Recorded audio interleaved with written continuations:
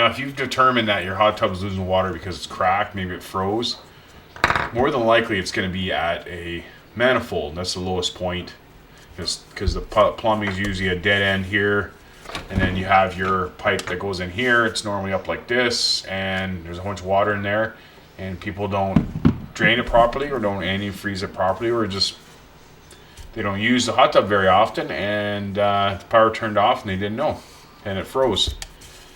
Now, I'm just going to show you how to, just an easy way, so I'm not sitting underneath the tub cutting it all out, and it's some long video. Now, when you do cut it out, and it's cracked here, when you do cut it out, make sure whatever plumbing is attached to it, it might have the clear poly, and you might have the clips. You might have the clips like that. Make sure you take those clips off too. So just so you know, if you don't have the manifold yet, when you do take it out, clean it all up, and there's numbers right on it. So here it has a sticker on it, but there's numbers right on it, which one you need.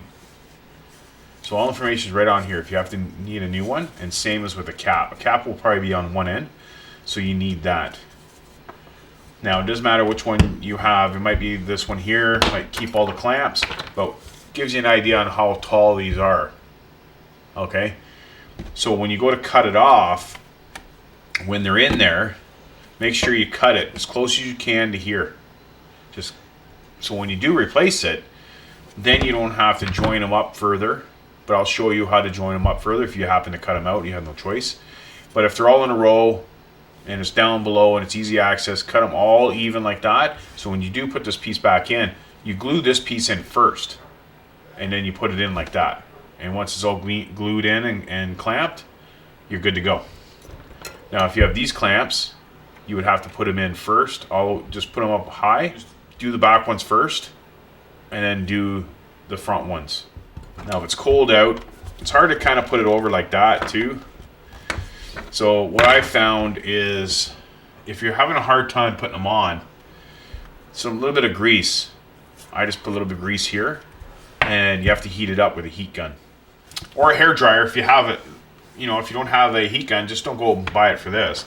Use a hair dryer. Works just as good. Just put it on high heat, and then you're good to go. So you cut those all out. You cut them all out so it's about the same height. Try to anyway. And then the back part here, you got to figure out how far that crack goes. Now, there might be another piece here. There might be a piece right against it. You have to keep on going. So if you've cut it out here,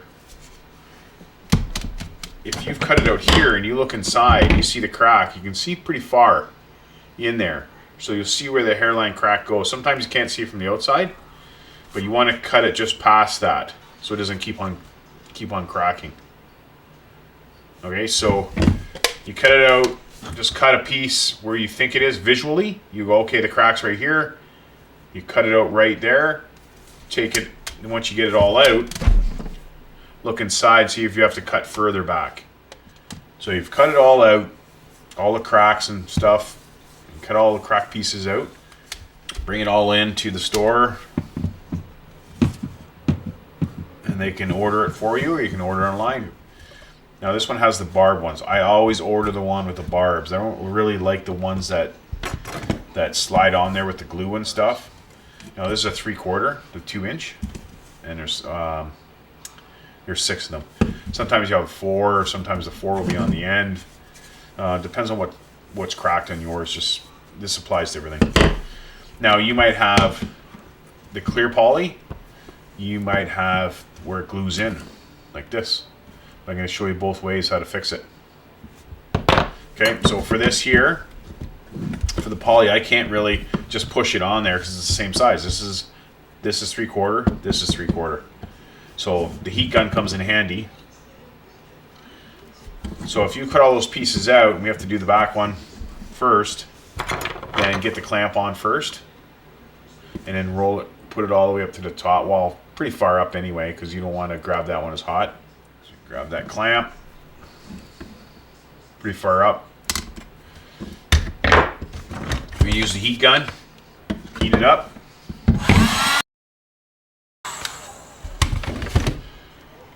That's good.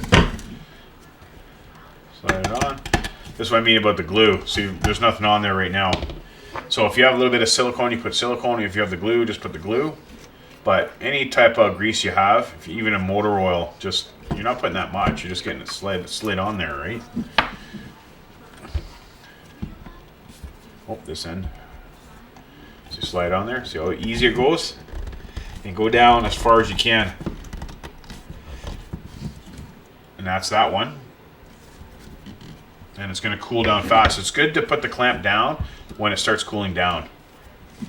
You go about, I go about halfway. And you got to think ahead too about the next one.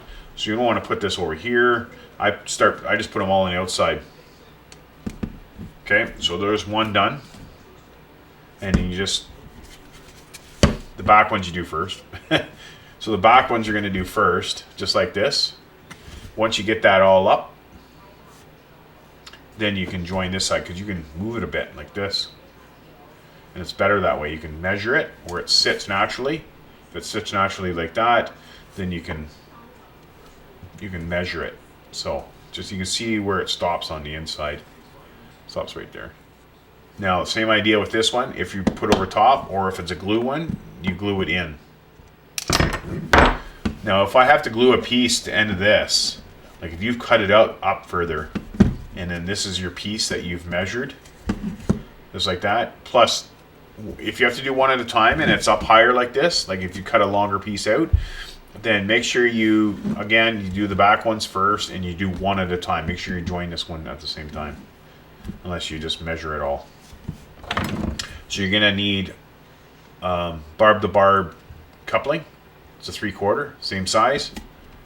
And you're gonna put like that. So if you have these, then you can put these on it. But if you have a hose clamp, just put the hose clamp on. So put the hose clamp on first. And again, you gotta think ahead. Once these are all on, is it easier to turn them like this? So you got to put them in an area where if you get all of them on, you can get this tool on it. Just because once you get it all going, heated, all of a sudden you have a drip at this spot here. Then you have access to get in there. You don't want to put it like this and you can't really get to it. So you got to think ahead. Everything that you're doing here, you got to think ahead. So put it in a way that you can get to it. So each clamp you put on, and it's through here, make sure you can get to it. So this one here, I'd probably put on the outside like that. So the outside ones, put it on the outside like that. This one here, the one in the middle, I would probably go in the back if I can get to the back. If I can use the tool to get to the back, then I'll go to the back. Or I put it on an angle, as long as I can get in like this. If I can't go straight, then I'm gonna go on an angle. And the same idea here. I go on the outside, I usually go on an angle like this, on each side. And then here I go in the front. Okay? So I'm going to show you how to put the coupling in. Now the couplings you can get pretty much anywhere, any hardware store. This is a 3/4. So again, we're going to use the heat gun. First, we're going to get all our clamps on.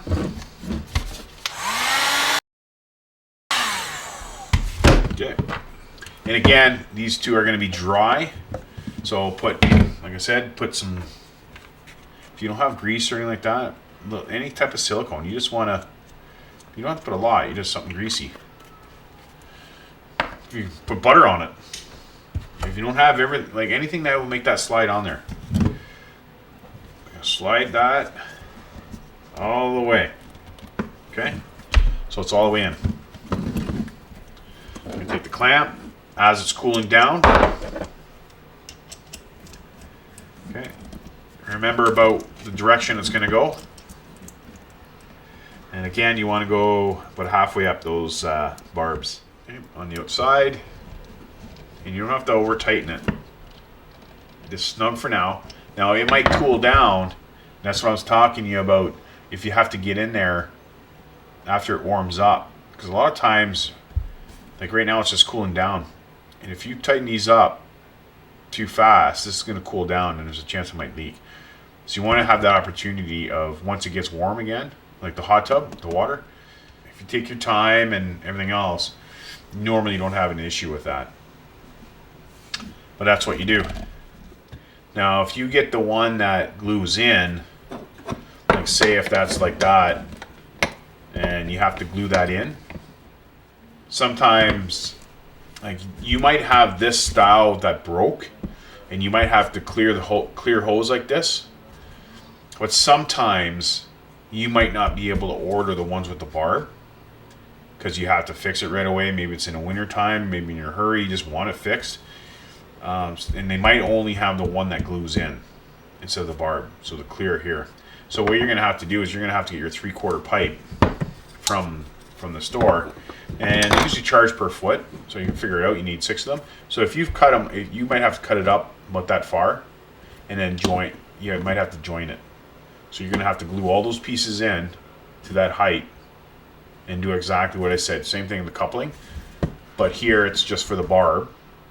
But if you have clear hose, clear poly up further, and you've cut that out, like I said, the only manifold that you can get is the glue-in one. Then you're gonna have to glue all these pieces on there, like in the back, glue, which is way messier. This is so much better. If you can get the one with the barb, get the one with the barb. So much easier. Plus you can see the water going through there, and it's just easier to work with. Now, if this video helped you out, make sure you hit that like button, subscribe to us, and we'll see you on the next one.